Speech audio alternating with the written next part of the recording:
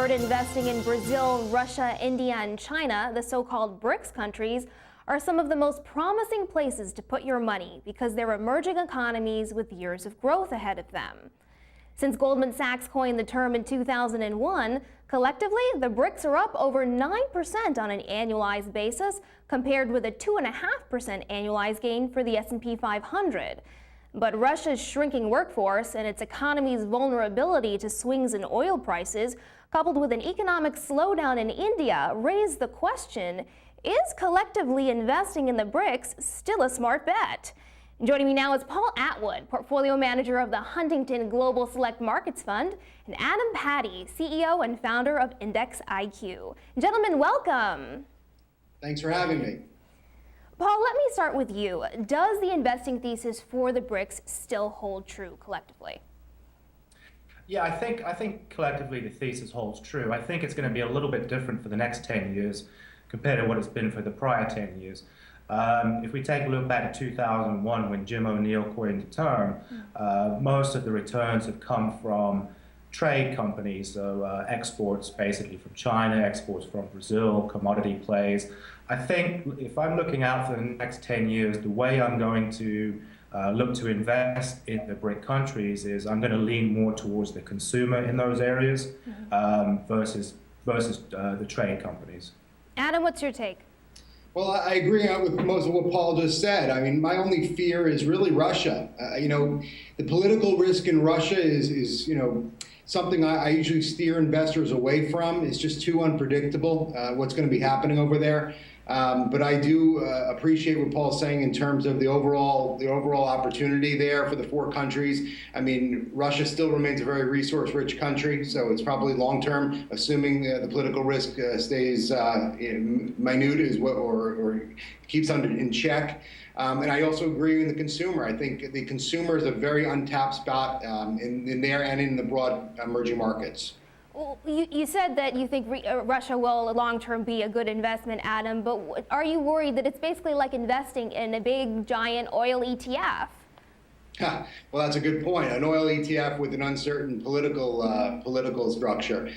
Yeah, I mean, that's why I say that's why I try to steer investors away. I think you could do better in a broader emerging market scheme or type product right now. I think there's specific segments of the emerging markets that are quite a bit more attractive. And if you're looking at specific countries, I would steer away from Russia. Paul, does Russia belong in the BRICs?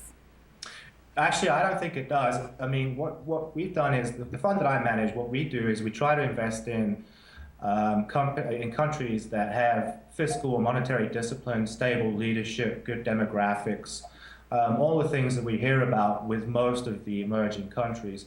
Russia, for all practical purposes, really does not fit that bill. I think, like Adam said, they're highly reliant on natural resources.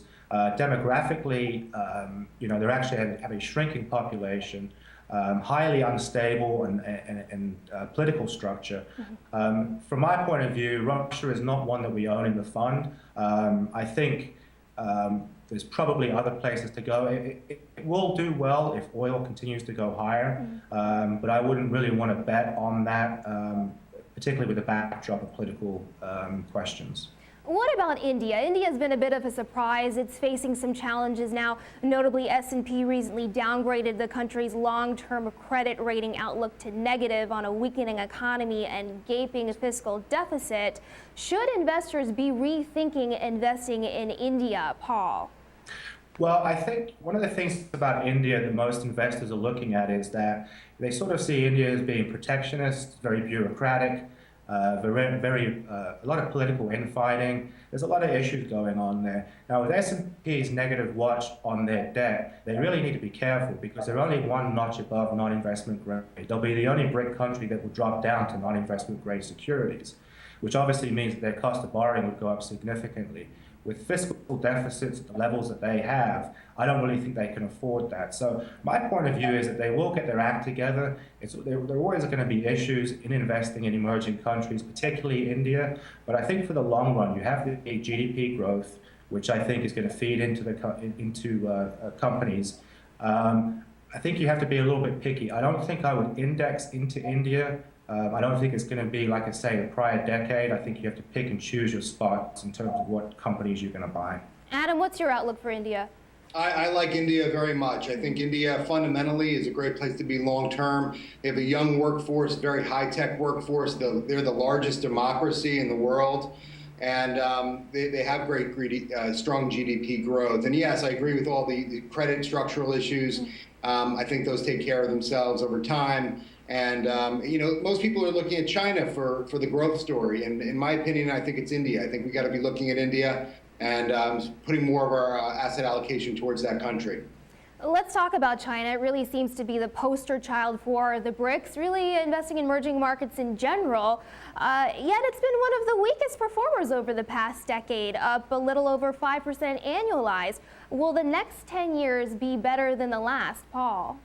Well, I think what most people don't realize about China is I've never really viewed China as being a buy and hold type of area. I think you really almost have to trade in China. When I say trade, I'm talking about holding periods of 12 to 18 months, because the equity markets have a tendency to get either extremely undervalued or extremely overvalued. In 2007, we had multiples of about 50 times earnings, which led to a really big collapse coming into 2008. Currently, we're trading at around, depending on what index you look at, we're trading at around 10 times earnings, 10 times 2012 fiscal earnings.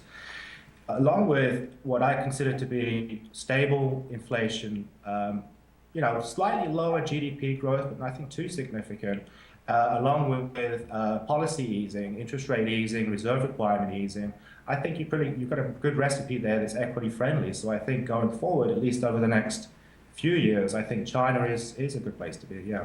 Adam, how confident are you that China will be able to steer the evolution of its economy to one that's more reliant on consumption as opposed to exports?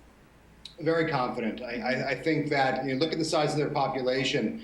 As their wealthy portion of their population increases, and such a tremendous number of people, right? So their top percentile of their most wealthy individuals in their country number around about 100 million people. It's a third of the population of the United States. So, I think it's going to take a long time to actually drive consumer spending into the lower reaches of their demographics. However, the numbers are so large at the top end that there's a lot of money to be made there by global corporations. However, I would say that China is still growing very quickly, even if they are taking down their growth rate slightly. I would look to the countries that are supplying China with the infrastructure, the information technology, and the natural resources to satiate their growth, the picks and shovels. And that's where I'd be looking for growth. That's a perfect segue to Brazil. Brazil seems to be quite intertwined and dependent on China. And of course, as you mentioned, China has warned that it's now going to grow at 7.5% instead of 8%. And that's certainly down from a pre-crisis growth rate of 10%. What does a slowing Chinese economic growth mean for Brazil? And at what level does China need to grow for Brazil to benefit? Adam? Well, look, if they continue to grow at 6+% a year for the next few years, I think that's just fine for Brazil and Australia, for instance, and even South Korea to benefit from the importing of their materials to China. Brazil is not just a China story, it's a United States story as well. I mean, they're very rich in natural resources. They're manufacturing a lot of goods down there that they weren't 10 years ago. And I think what we're going to see is that the United States is going to draw itself closer to Brazil as well to get access to those natural resources. And that's going to really benefit Brazil. I'm very bullish on Brazil. Paul, are you bullish on Brazil?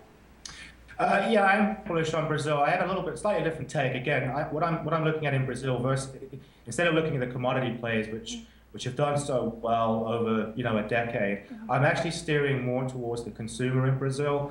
You have very low unemployment, you have very low debt levels, very low leverage. You have higher GDP per capita GDP. So you do have an emergence of a consumer in Brazil that I think is relatively untapped. And if you take a look at the Brazilian equity market this year, it's highly correlated with what China says. If China says, oh, we're going to reduce our growth rate, Brazil usually will sell off.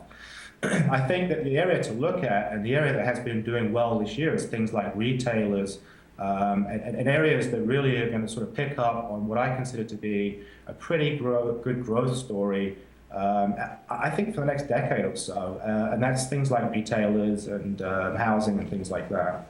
What impact has the global financial crisis had on these countries, and does that affect the investing thesis, both short-term and long-term, depending on if you're an investor nearing retirement and you hold or are thinking about initiating investments in these nations? Paul, then Adam.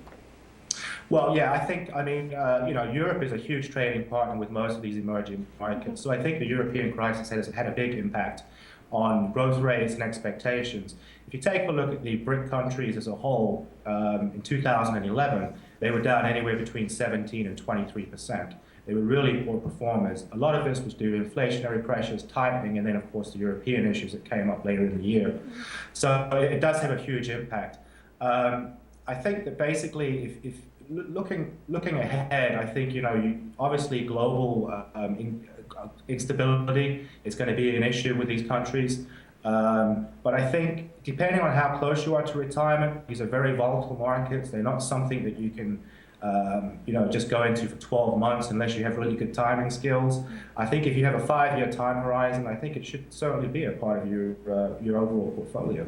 Adam, your take? Yeah, I agree. Emerging markets need to be a much larger percent of your average investor's portfolio simply because of the growth rates there, the lack of debt as compared to the developed market nations. However, as Paul was saying, I do agree that the problems in Europe and even the United States have certainly impacted some of the opportunities there. The problem with emerging markets investing is that many investors tend to rely on ETFs or other investment products that are really overweight in the kind of the mega cap multinational names that just happen to be domiciled in emerging markets. Now, these companies are getting most of their revenue from Europe and the United States. They're exporting, or they're financial services companies, and they just happen to be domiciled in these emerging nations. What you need to be looking, and this also goes back to what Paul was saying, you need to be looking, I think, at the mid-cap names. Mid-cap names, and in particular, the consumer discretionary sector among them. You want to really tap into that emerging markets consumer, and more broadly, the mid-cap names that are they're getting more of their revenue actually from their home countries. And therefore, their growth rates could be higher going forward. Adam, you care to list a couple of those names? I'll give you an ETF. Of course, it's our ETF, so take it with a grain of salt. But it's the only mid-cap emerging markets product in the world, as far as I know. The ticker symbol is EMER. It's the emerging markets mid-cap ETF. Really gives you access to that mid-market stocks, and it has a very more significant holdings in consumer discretionary names. Paul, what about you? Any names that you could give out that investors in the U.S. can access here on domestic exchanges? Yeah, I'll give you a few names. I mean, one of the names that I've been buying in the fund is the Global X Brazilian Consumer, at symbol BRAQ. It's an ETF that focuses strictly on the consumer in Brazil, so it's discretionary names, retailers, and things like that. Another name is CHIQ, another ETF, which is a Global X China consumer play. So it's things like One and some of those names that are very difficult for individual investors to buy because most of them trade either in Hong Kong or Shanghai. And then another name, just an individual security that I've been buying recently that's a direct play on China, and I think a direct play on technology, is Baidu. I think it's a good buy here at 120, 125 range. All right, thanks so much to both of you for coming on. I so appreciate your insight. Thank you very much. Thank you. Take care.